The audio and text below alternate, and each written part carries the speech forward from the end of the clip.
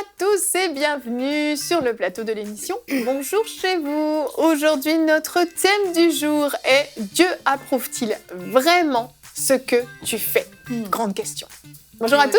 Bonjour. Bonjour Evelyne. Bonjour, bonjour. Comment allez-vous aujourd'hui? Bien. Très bien. Ça va bien. Très bien, bien, ça va bien. Anne, ça va? Ben, pas pire. Pas pire. Ça, c'est bien québécois. Hein.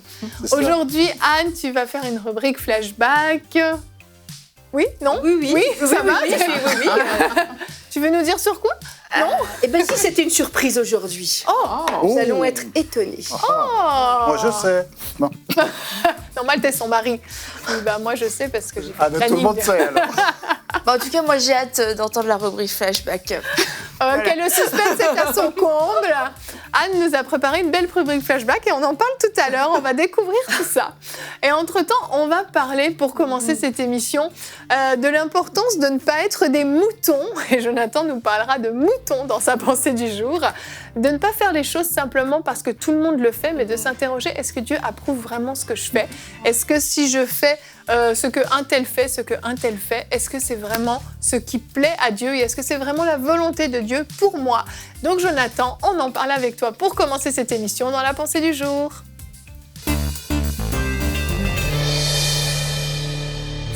Il y a dans le Nouveau Testament pas mal d'histoires de moutons, mais là je fais référence à une autre histoire. C'est un dénommé Pantagruel et ses compagnons qui sont sur un bateau, sur un navire, ils rencontrent un autre navire, puis comme ça arrive un petit peu, il y en a qui se moquent de l'autre parce qu'il était habillé d'une manière un peu bizarre. Du coup, ce dénommé Panurge décide d'acheter un mouton à l'équipage de l'autre bateau parce qu'ils étaient en train de transporter des moutons, pas des moutons comme les autres, hein, ça fait référence à la toison d'or pour ceux qui connaissent leurs histoires. Et donc ici, il achète un mouton et avec ce mouton, il le jette à l'eau. On va dire, quelle drôle d'idée, mais le mouton étant dans l'eau va bêler et du coup, les autres moutons décident de plonger, rejoindre leur ami mouton qui est dans l'eau et ça finit par cette expression française que l'on connaît bien, ne sois pas un mouton de Panurge. Merci François Rabelais, on est ici au XVe siècle.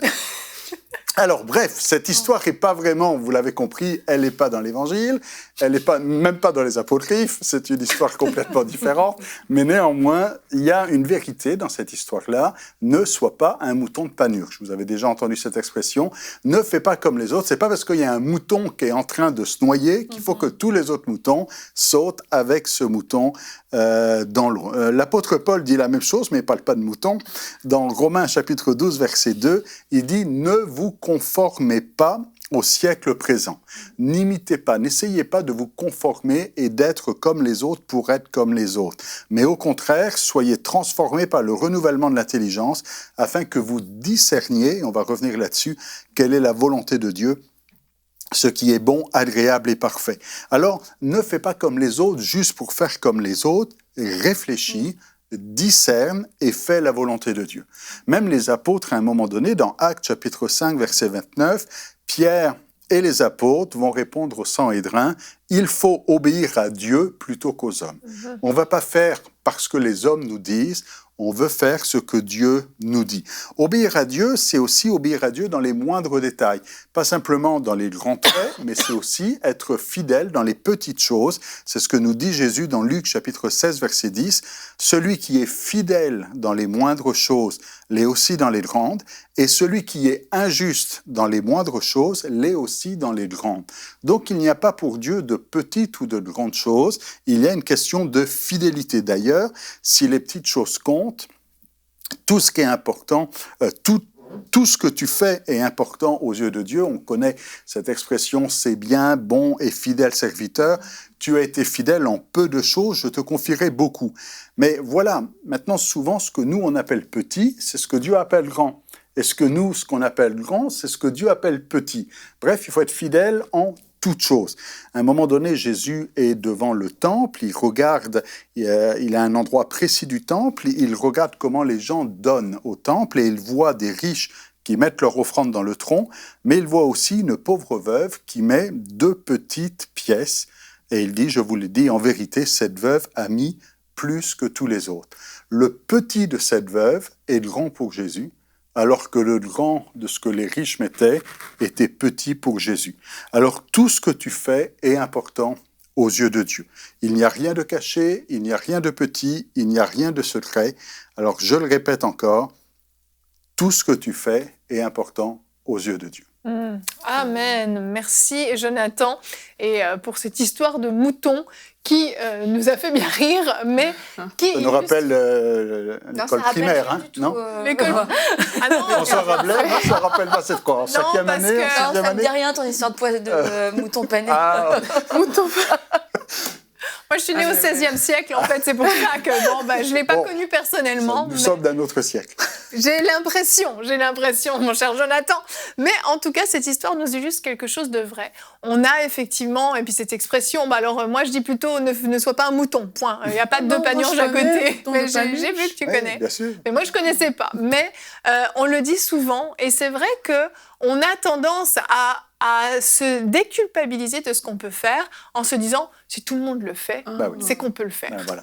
Et c'est un argument qui doit absolument tomber. C'est si la Bible le dit, Voilà. c'est bon. C'est Oui. ça la grande différence. Si tout le monde triche, si tout le monde ment, si tout le monde vole, on va dire quand même, vous savez, il y en a qui vont dire le gouvernement nous vole, on peut voler le gouvernement, ou tout le monde fait ça dans l'entreprise, tout le monde triche sur ses heures, tout le monde triche sur ses déclarations d'impôts. C'est pas parce que tout le monde le fait Ouais. qu'il faut le faire. La question, c'est Exactement. est-ce que Dieu veut, qu'est-ce que Dieu attend de moi, qu'est-ce que Dieu veut que je sois fidèle dans tout ce que je fais. Exactement. Et on peut regarder notre verset du jour, 1 Thessaloniciens 2 au verset 4. Nous parlons non dans l'idée de plaire à des hommes, mais pour plaire à Dieu qui éprouve notre cœur. La plupart du temps, en fait, quand on fait un peu comme tout le monde, quand on est une personne plutôt influençable, c'est parce qu'en fait, on veut être bien vu aussi. On veut plaire et on cherche à plaire aux hommes. Tu veux dire quelque chose, Aurélie? Parce que j'ai pensé à un truc que j'ai vu. C'était une expérience qu'on avait fait avec des personnes.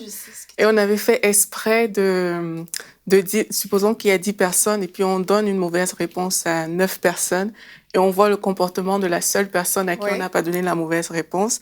Et en fait, vu que tous les 9 personnes sont allées dans le mauvais, et c'est évident que c'est ça qui est mauvais en fait, on voit que la personne hésite. Et il y a des gens qui hésitent comme ça, ils savent que c'est pas bon, mais il y en a une qui était partie dans le bon sens, mais d'autres, juste parce que les 9 autres sont partis, ils se disent « Ah, mais si tous les 9, ils sont de ce côté-là, ça veut dire que c'est certainement ça qui est bon », alors que c'était évident que c'était pas la bonne chose à faire. Et c'est souvent ce qu'on vit, en C'est un fait, bon exemple. dans les cas comme ça, c'est qu'il y a des choses qu'on sait. On sait qu'il ne faut pas mentir, on sait qu'il ne faut pas tricher, mais comme tout le monde le fait, de fait, on se conforme, comme Pasteur Jonathan dit dans la pensée, on se conforme à ce que les gens font, mais ce n'est pas ce que la Bible nous demande de faire, justement, comme Pasteur Jonathan l'a dit. La Bible nous demande de ne pas suivre la foule, de ne pas être un mouton de Panurge, mais vraiment de Son rentrer complice aujourd'hui. dans le paradigme de Dieu et non dans le paradigme des hommes. Amen.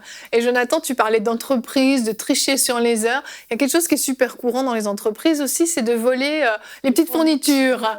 Oh, un petit stabilo, un petit stylo, une petite chose par-ci, par-là. Tu nous as parlé dans ta pensée de petites choses, mais tu disais que les petites, finalement, sont tout aussi importantes. C'est ça, parce que ce que nous, on appelle petit, c'est important pour Dieu. Vous savez, c'est ce genre d'incident qui arrive et qui vous est peut-être déjà arrivé. Vous allez à l'épicerie au supermarché. À l'épicerie, c'est Oui, ça bon se dit français. aussi, mais François supermarché. Rabelais utilisait épicerie. Encore une C'est au fois, 15e siècle. encore une fois, je suis née au XVIe siècle. 16e. Ah bah c'est bon, on est Ah des non, c'est contemporains, alors lui et moi. Et alors, on oublie de compter un article. Est-ce qu'on retourne en disant « Ah, Ouais.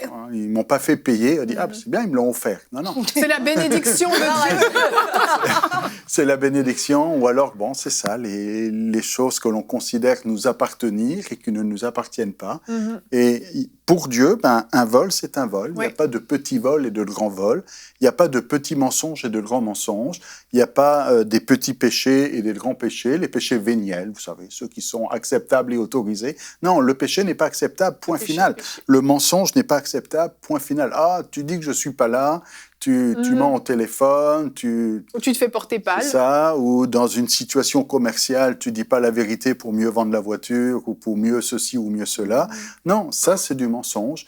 Et il faut être fidèle en toutes choses. Il n'y a pas de petites et de grandes choses. Quand on a amené des enfants à Jésus, il a dit « Ne les empêchez pas de venir à moi, n'empêchez pas les petits-enfants ». Pour les apôtres, ils ont dit « C'est des petits, ça, c'est pas important, ça compte pas pour Jésus ». Mais pour Jésus, ça comptait. Donc il faut faire attention, ce que nous, des fois, on appelle petit, c'est important aux yeux de Dieu.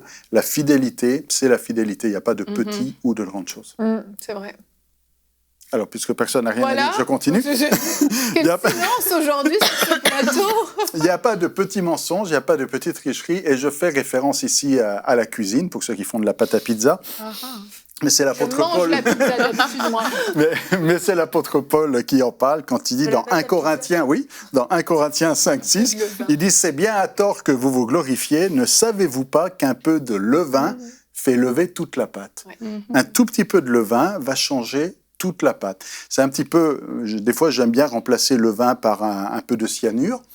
Genre, c'est pas grand-chose, j'ai juste mis un peu de cyanure dans ta nourriture, mais un peu de cyanure fait toute la différence dans un plat, même s'il y en a un tout petit peu. Donc c'est pas parce que c'est un peu que c'est pas du poison. C'est vrai. À un moment donné, le mauvais, c'est le mauvais. C'est vrai. Anne, garde-le loin de la cuisine. Loin de la cuisine, c'est ce que je fais depuis 30 ans. Et on comprend pourquoi. Mais on n'a pas de cyanure à la maison. Non, mais non, cherchez pas. Ça, c'est ce que tu crois, Jonathan. On a des ciguës dans le jardin. Je vois l'utilisation des réseaux sociaux et de personnes qui peuvent comme exhorter ou même enseigner. Et quelquefois, il y a des choses qui sont dites, vraiment le fond est faux, en fait. C'est faux, c'est pas biblique, il n'y a aucun fondement biblique, il n'y a aucun verset à l'appui pour pouvoir développer certaines idées qui peuvent être à la mode, qui peuvent aussi quelquefois justifier certains comportements ou encourager des comportements. Et quelquefois, la forme aussi peut être gênante, peut être dérangeante.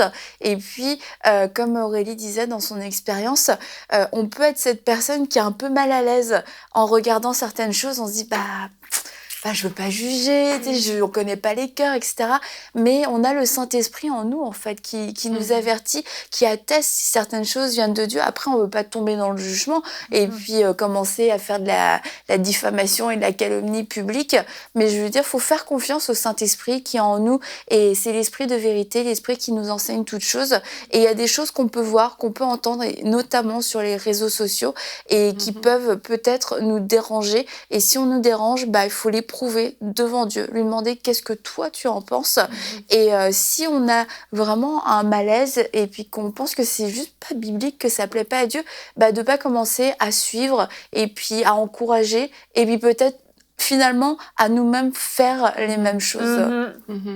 Puis c'est important aussi vraiment de se poser la question de savoir d'où viennent des attitudes qu'on peut avoir et même d'où viennent les systèmes de pensée qu'on a qui sont ancrés en nous par rapport à différentes choses qu'on peut faire en fait. Parce que la façon dont certaines cultures nous a parfois enseigné des choses, vraiment ce n'est pas biblique. Il y a plusieurs choses comme ça, il y a des traditions, il y a des choses qui ne sont pas bibliques, mais tellement on a été habitué à le faire qu'on ne se pose même plus la question de savoir mais pourquoi est-ce qu'on fait telle chose ou pas en fait. Et c'est vraiment important justement de ne pas s'enfermer dans des traditions, mais vraiment, comme Annabelle a dit, d'éprouver les choses à la lumière de la parole de Dieu pour que le Saint-Esprit, lui, mette sa lumière là-dedans et de ne pas se sentir obligé de le faire. Moi, je pense beaucoup à des choses culturelles, vraiment, qui font partie des habitudes, qui sont vraiment devenues des normes dans beaucoup de contextes. Oui. Mais c'est vraiment de dire, mais si je mets cette coutume devant ce que le Seigneur me demande de faire, est-ce que ça passe vraiment ou alors je le fais juste parce que mes parents m'ont dit que c'est comme ça, on a toujours fait comme ça. C'est vraiment d'éprouver ces choses à la lumière de la parole de Dieu. Oui. Jonathan, justement, discerner la volonté de Dieu, c'est connaître la parole de Dieu, c'est non négociable, ça. C'est ça, parce que pour savoir si Dieu approuve ce que l'on fait, il faut savoir ce que Dieu aime, ce que Dieu veut, ce qu'il attend de nous. Et c'est en lisant la Bible, c'est en connaissant la parole de Dieu que l'on discerne sa volonté. Parce qu'à un moment donné, pour lui plaire, il faut savoir ce qu'il aime. Et il faut le connaître, il faut connaître ses exigences en ce qui nous concerne. Jésus a dit quand même, on se souvient des dernières paroles de Jésus, qui dit « Allez par tout le monde de faire de toutes les nations des disciples », mais ça continue. C'est aussi « Enseignez-leur à observer tout ce que je vous ai prescrit.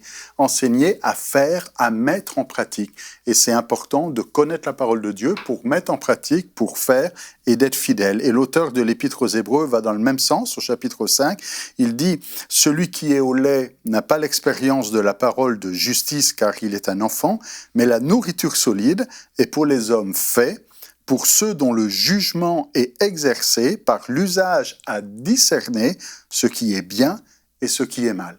Et c'est important d'être capable de discerner, et c'est ça la maturité spirituelle, de discerner ce qui est bien et ce qui est mal, de le mettre en pratique pour qu'on puisse être approuvé de Dieu et avoir cette conviction, ce que je fais, je sais que ça fait plaisir au cœur de Dieu et qu'il me dira c'est bien, bon et fidèle serviteur. Amen. Juste pour terminer, une petite anecdote. Kenneth Hagin, à une époque, c'était vraiment... Il y avait beaucoup de ministères qui avaient des tentes et c'était une bonne chose. Et il recevait parole sur parole, prophétie sur prophétie. Tu dois avoir une tente, tu dois avoir une tente. Et en fait, lui, ça n'a jamais résonné dans son cœur et il n'a jamais reçu cette parole directement du Seigneur. Il n'a jamais eu de tente. Mais c'est ce qui se faisait beaucoup à l'époque. Et il y a des choses qui se font actuellement, qui sont initiées et qui sont approuvées par Dieu, mais c'est peut-être juste pas pour nous. Et encore une fois, il faut avoir le discernement et rien ne remplace notre communion personnelle avec Dieu pour savoir si Dieu nous approuve dans ce qu'on fait. Et même dans les choses bonnes, faut savoir discerner ce qui est spécifique pour nous. Amen. Et je pense qu'on a beaucoup parlé de petites choses, mais il y a des grandes choses, particulièrement dans la société actuelle. On le sait, avec le mouvement LGBT qui se lève, avec l'avortement, avec différentes choses, l'enseignement des cours de la sexualité à l'école et toutes ces choses. Et se taire, c'est d'une certaine façon aussi approuvé. On doit être des lumières. On est appelé à marcher à contre-courant, qu'on le veuille ou non. Et en tant que chrétien, on ne doit pas être influençable, mais on doit être ceux qui allons influencer. Donc au milieu, dans notre réseau, auprès des parents d'élèves de l'école de nos enfants, auprès de nos voisins, auprès de notre famille, nous devons être ceux qui vont faire réfléchir différemment et qui vont dire attention, c'est pas parce que tout le monde dit qu'il faut faire ça que c'est forcément la bonne chose à faire. Réfléchissons aux conséquences. Voyons un tout petit peu plus loin et ne soyons pas justement des moutons parce que tous les pays ont décidé de faire ça, que notre pays doit forcément suivre cette ligne-là. Et je ne veux pas spoiler ou divulgacher, comme on dit au Québec, le flashback qui s'en vient. Attention, mais c'est exactement ce qui va se passer avec le monsieur en question qui va changer l'histoire du monde. Je dois t'avouer que ce flashback a inspiré le thème de cette émission. Ouh là, le suspense grandit. Anne, est-ce que tu es prête ? Je suis prête. Tu es prête ? Donc on va à la rubrique flashback.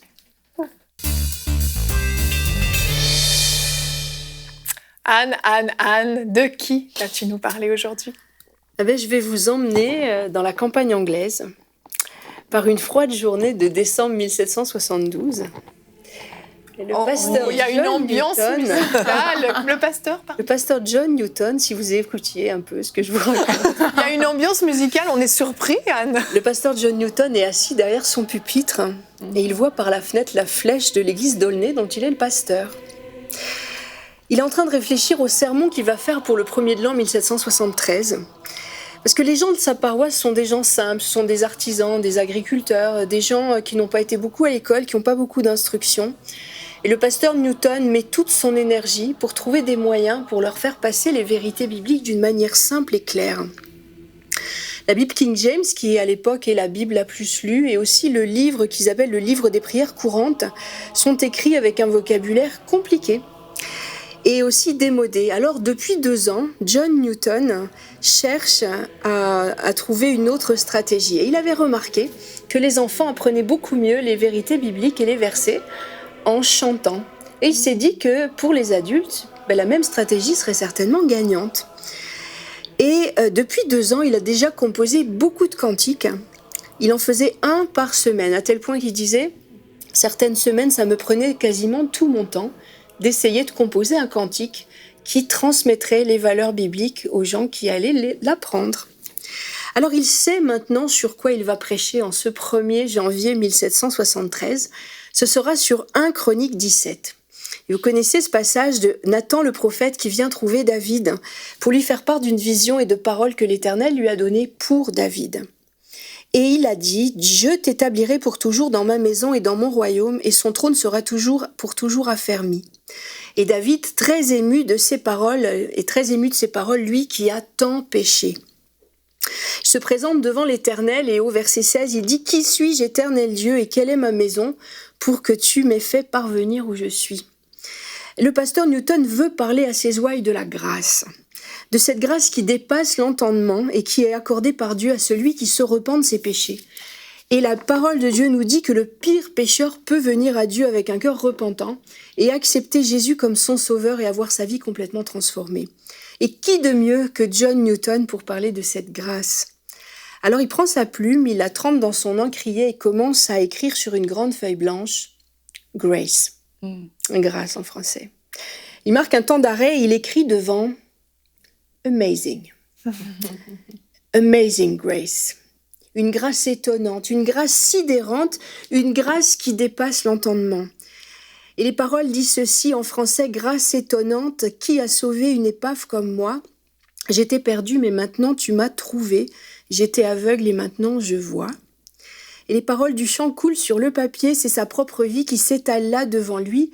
Lui, le voyou irrécupérable, la crapule de la pire espèce, qui à 17 ans était complètement perdu et qui maintenant est un être sauvé, un mari aimant, un pasteur bienveillant, un homme de bien.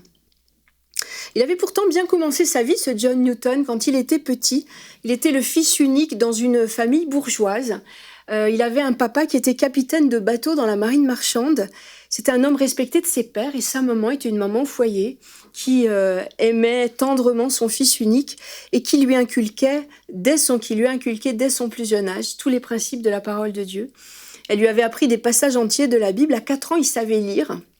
Et à 6 ans, il connaissait par cœur des passages entiers de la parole de Dieu. Et il commençait même à lire en latin. Sa maman prenait bien soin de lui, de son éducation. C'était la prunelle de ses yeux. Mais soudainement, quand le petit garçon était quelques mois avant ses 7 ans, sa maman Elisabeth a été emportée par une maladie. Son papa s'est rapidement remarié avec une belle Italienne qui lui a vite donné 2 nouveaux fils. Et John s'est retrouvé un petit peu mis à l'écart, négligé, indésirable dans ce nouveau bonheur familial. À 8 ans, son père l'a placé dans une pension pour garçons à Stratford et son premier professeur a commencé à le persécuter, à le battre à coups de trique.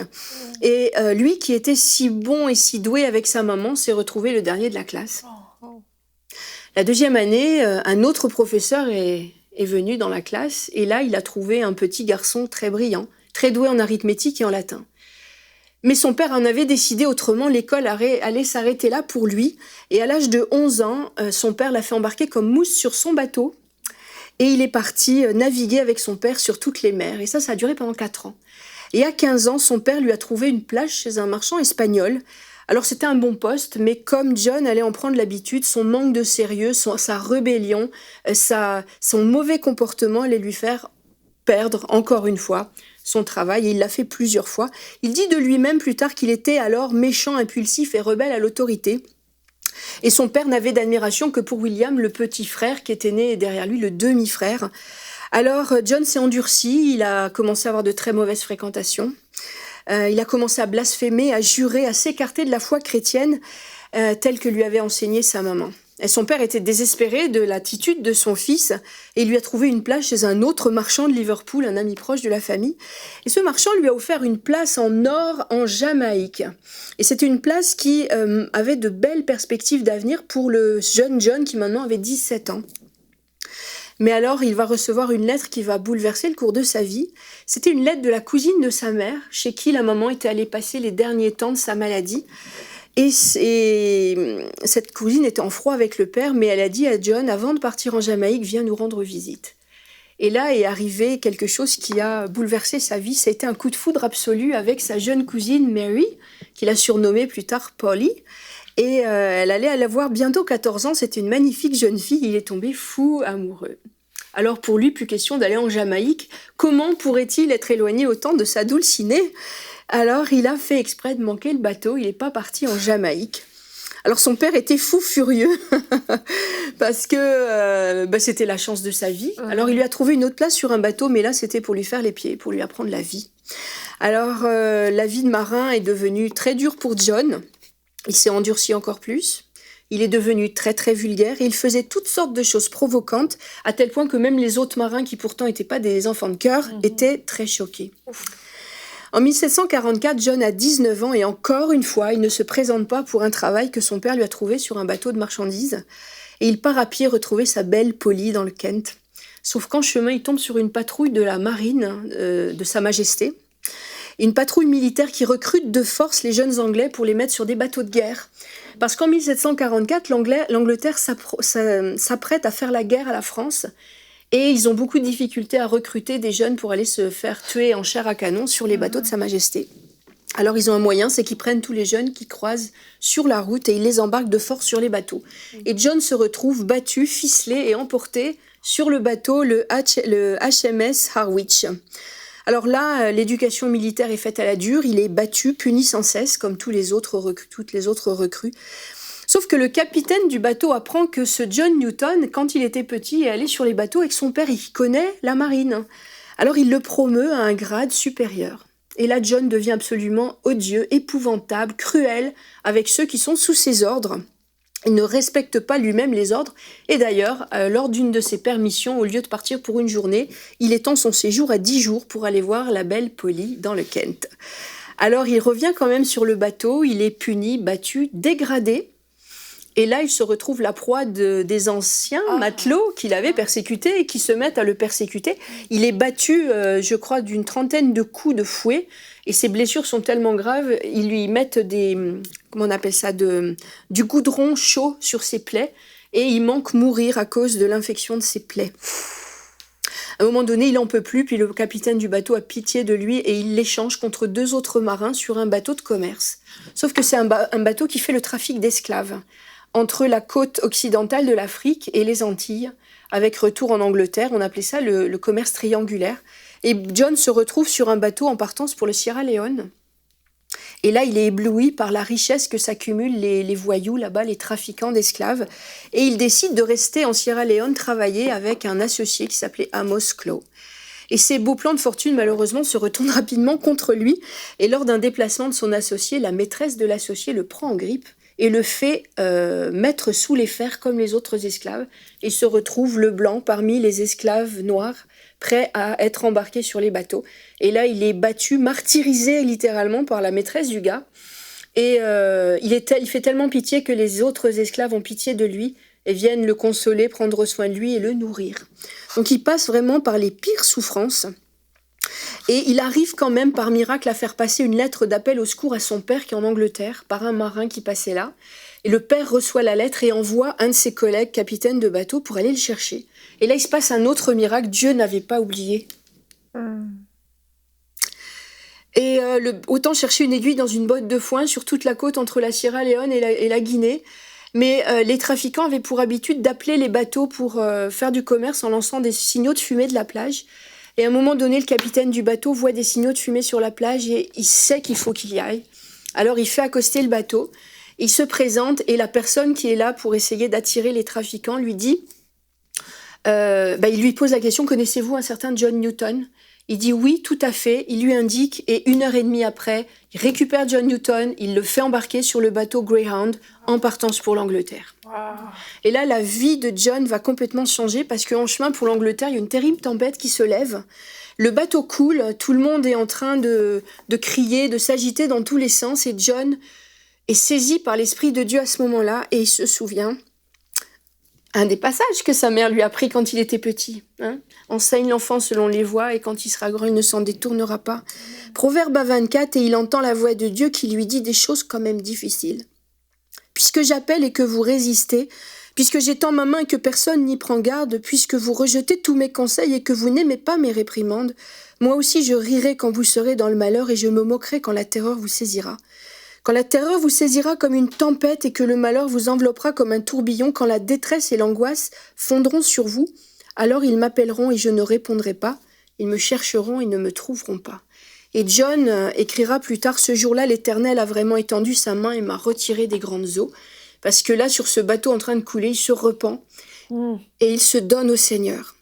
Alors le bateau arrive tant bien que mal, clopin-clopant, sans couler, heureusement, gloire à Dieu, le vendredi saint de 1748, et John a alors 22 ans. Et la belle Pauline l'attend toujours. D'ailleurs, il va se marier avec elle, il va passer toute sa vie avec elle, ça va être la femme de sa vie. Mais pour l'instant, il repart sur un bateau, il s'embarque, on dirait qu'il n'a encore pas compris la leçon. Et là, il est saisi d'une fièvre terrible, et pendant son délire, l'Éternel le saisit à nouveau, et il se redonne au Seigneur. Et plus jamais il n'embarquera sur un bateau. Son père va lui trouver encore une fois un bon job, et là, il est douanier sur le port de Liverpool. Et là, il va apprendre à connaître vraiment la communion fraternelle. Il va faire des progrès dans la lecture de la parole. Il devient ami avec George Whitefield et avec John Wesley, qui sont à l'époque des prédicateurs de grande envergure. Et il les rencontre, il les nourrit de leurs enseignements, à tel point qu'à un moment donné, même, il veut devenir pasteur, c'est ce qu'il va devenir. Et il écrit un livre qui va le rendre célèbre, qui va raconter toute son épopée entre le mauvais garçon perdu, qui faisait des choses abominables, à cet homme sauvé. Et il devient pasteur de cette fameuse église d'Aulnay, où dans mon préambule, je vous disais qu'il avait écrit ce Amazing Grace. Alors, il devient pasteur avec Polly, sa femme, il s'occupe de la paroisse, et il reste 16 ans ici. Et à l'âge de 35 ans, il y a un autre tournant majeur dans sa vie, il est muté, parce que tout le monde le connaît maintenant, tout le monde l'invite pour parler de son histoire incroyable. Et là, il est connu, alors il est invité à prendre le pastorat de l'église du Financial District de Londres, un endroit où se trouvent tous les gens influents de l'Angleterre de l'époque. Les gens du gouvernement, les gens qui ont de l'influence se trouvent là. Et John se met à fréquenter les gens influents. Et là, il rencontre un jeune parlementaire, William Wilberforce, il devient le mentor de ce jeune parlementaire. Et ce jeune parlementaire a ceci de particulier, c'est qu'il a très à cœur de faire voter un décret pour l'abolition de l'esclavage. Parce qu'il a compris que c'était une abomination, peut-être la pire abomination de l'histoire de l'humanité, et qu'il fallait que ça cesse. Et John Newton va être pour lui une aide précieuse, parce que John connaît dans les détails, parce qu'il en a fait partie. Il a été de ce côté-là, il a lui-même trafiqué, il a lui-même été sur les bateaux d'esclaves, et il a lui-même été un esclave sous les fers. Et il va écrire un livre qui va éclairer toute la classe dirigeante anglaise de l'époque, qui vont prendre conscience de l'abomination qu'est l'esclavage. Et en 1805, le décret est enfin voté. Wow. Et William Wilberforce, juste avant ça, était prêt à tout laisser tomber parce qu'il y a eu quand même une première tentative de vote qui avait échoué. Et William avait dit, je laisse tout tomber, je vais être pasteur. Et à cette époque, John Newton, qui était son mentor, lui a dit, ne fais pas ça, tu restes en politique, c'est là que tu serviras mieux les intérêts de ton Père céleste. Et ça a été la parole qui a... Une petite parole, un petit conseil, mais qui a eu des effets énormes pour l'histoire de l'humanité. Parce que, comme Wilberforce est resté en politique, il a pu faire voter ce décret en 1805. Et 2 ans plus tard, John Newton est retourné auprès de son Père céleste. Et son histoire est toujours aujourd'hui pleine d'enseignements. D'ailleurs, on chante encore son cantique si fameux, Amazing Grace. C'est sûr que 247 ans après, on l'a été traduit dans toutes sortes de langues. On connaît encore l'histoire de John Newton grâce à Amazing Grace. Rien que la bibliothèque du Congrès américain a 3000 versions enregistrées différentes de Amazing Grace. Et on estime qu'il est joué 10 millions de fois par an dans le cadre public. Et c'est sans compter toutes les fois où on chante Amazing Grace tout seul chez nous. Alors, ce qui nous reste de John Newton, c'est un héritage béni. C'est ce cantique magnifique et c'est cet héritage aussi dans l'abolition de l'esclavage qui a été marquant dans cette histoire des 200 dernières années. Et c'est un homme qui a connu la grâce de Dieu. Et quelle grâce! Parce que s'il y avait bien un gars qui n'était pas sauvable, c'était lui. Et pourtant, Dieu a étendu sa main et l'a sorti des grandes eaux. Puis si vous m'écoutez ce matin, cet après-midi, et que l'histoire de John Newton résonne dans votre cœur parce que vous aussi, vous êtes un pécheur noir foncé, je vous invite à vous tourner vers Dieu. Parce que vous, comme John Newton, vous pouvez découvrir cette grâce infinie que Dieu vous a faite en donnant Jésus à la croix pour vos péchés. Que Dieu soit béni. Amen. Waouh, Anne, merci. Quelle histoire extraordinaire, quel sujet extraordinaire. cette vie, comme tu le dis, est remplie d'enseignements, vraiment. Merci Anne de nous faire découvrir cette histoire de John Newton, qui est d'une inspiration incroyable. Je ne sais pas si vous connaissiez son histoire. Pas la vraie. Pas la vraie. Il y a un film qui s'appelle Amazing Grace qui est sorti dans les années 2000, mais effectivement qui reflète vraiment que les miettes de ce que tu nous as partagé, Anne. Il y en a eu d'autres aussi de films quand Anne a fait des recherches, qu'elle a pu trouver aussi. Mais en tout cas, c'est l'histoire d'une grâce extraordinaire. On connaît dans les temps modernes l'histoire de Nicky Cruz et la croix et le poignard. On connaît d'autres histoires comme ça. Maintenant, peut-être quelqu'un dira, mais moi, j'ai pas fait les 400 coups. Je suis pas comme un John Newton à avoir été le pire des pires. Mais néanmoins, c'est une grâce. Même si ta vie est pas mauvaise, même si tu es un bon gars, une fille respectable, on a besoin de la grâce de Dieu. Amen. Parce que l'apôtre Paul nous dit le salaire du péché, c'est la mort, et c'est ce qui nous attend. Mais la grâce de Dieu, c'est la vie éternelle en Jésus. Et c'est ça qui est formidable avec ces histoires de vie et comment cet homme a pu le transmettre après à toute une génération. C'est de dire, voilà comment Dieu nous sauvait. Et le parallèle avec l'abolition de l'esclavage, c'est tout à fait ça aussi. C'est passer d'esclave à libre. C'est de dire, dorénavant, on va pas, ils vont plus rester sous l'esclavage et enchaînés, mais on devient libre et citoyen. Et ça aussi, c'est d'un vocabulaire qu'on retrouve souvent dans le Nouveau Testament. Nous avons été libérés, affranchis. Affranchis, c'est bien, on était esclaves et maintenant on est libre, affranchis, pour être citoyen, gens de la maison de Dieu. Et ça, c'est pas... Personne ne pouvait le payer, personne ne pouvait le faire, et c'est toute une grâce. Amen, amen. Ce que je trouve aussi incroyable dans cette histoire, c'est que quand il écrit ce livre sur la vérité sur tout ce mouvement de l'esclavage, les gens découvrent une réalité. Quand les camps de concentration ont été fermés et que l'horreur a été révélée, les gens ont découvert. Et on a tendance des fois à dire cette société va mal, tout le monde est corrompu, tout le monde soutient n'importe quoi, mais les gens sont très souvent ignorants. Et cet homme a décidé de se lever et d'annoncer, de déclarer une vérité qui était ignorée par beaucoup. Et son ami, j'ai oublié le nom. Wilberforce. Oui, c'est pour ça que je l'ai oublié. William. Oui, William. Oui, appelez-moi Willy. William, le politicien, qui avait une place à jouer, un rôle à jouer pour justement faire changer les choses et pour dire au monde entier, voilà la vérité qui se cache derrière ce que vous trouvez finalement être beau d'avoir des personnes à votre service. Et je crois vraiment qu'on doit se lever en tant que chrétien. Puis même là encore, quand tu dis beau, en Angleterre, ils ne voyaient rien. Ils voyaient pas. Parce qu'on est dans un triangle où ils partent d'Angleterre, ils vont en Afrique, ils prennent des esclaves, ils les amènent en Amérique et ils ramènent aux Antilles et ils ramènent l'argent. Ça veut dire qu'en Angleterre, ils ne voient rien. Effectivement. Ça se passe au loin et personne ne le sait. C'est ça. Et je pense que des William qui se lèvent, des John qui se lèvent, il en faut. Et peut-être qu'à la maison, vous avez été interpellés par cette histoire. Peut-être que vous vous dites, moi aussi, peut-être que j'ai un rôle à jouer dans la société, dans mon pays, dans ma ville, autour de moi. Et vraiment que Dieu puisse vous utiliser pour que vous soyez une source d'influence pour transformer des choses qui ne sont pas normales, qui sont contre la volonté de Dieu, contre lesquelles il faut se dresser parce qu'il faut brandir haut et fort la vérité. Eh bien, peut-être que vous allez être un acteur, une actrice principale d'un changement majeur comme l'abolition de l'esclavage ou différentes choses qui se passent actuellement dans notre société. Donc, que Dieu vraiment nous parle, que Dieu se serve de nous. Nous sommes des lumières et nous avons un rôle vraiment de briller dans cette société et d'apporter la vérité.